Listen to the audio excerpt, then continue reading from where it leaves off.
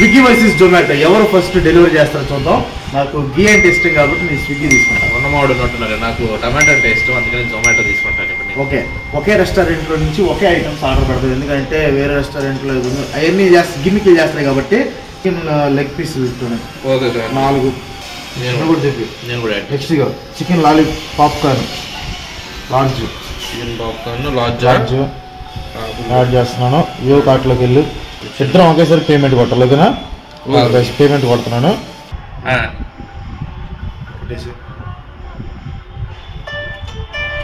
ఒకేసారి అయింది guys. So ఇప్పుడు చూద్దాం ఎవరికి ముందు వచ్చిందో. ఫస్ట్ డెలివరీ పార్ట్నర్ ఎవరు ఫస్ట్ అసైన్ చేస్తారు ఆ అప్డేట్ కూడా ఇస్తాం. హైలైట్ ఏంటంటే ఎంతకు ఒకేసారి అసైన్ చేశారు, డెలివరీ పార్ట్నర్ అసైన్ చేశారు. కాకపోతే నాకు 20 minutes చూపిస్తుంది, వాడికి 25 minutes చూపిస్తుంది. చూద్దాం. కానీ మొత్తానికి అయితే డెలివరీ పార్ట్నర్ విషయంలో అయితే ఈక్వల్.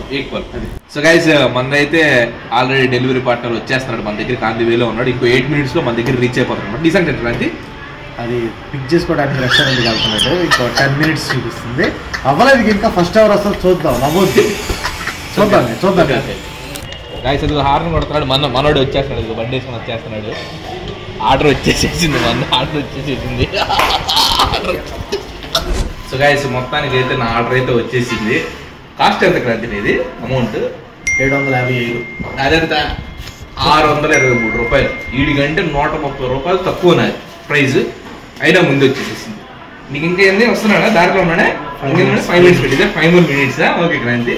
సో అది గైస్, కూరలో టమాటా ఎంత ముఖ్యమో ఆర్డర్ చేసేటప్పుడు జొమాటో అంత ముఖ్యం. ఇలా సార్ ఎంత తీసుకున్నావు? How much?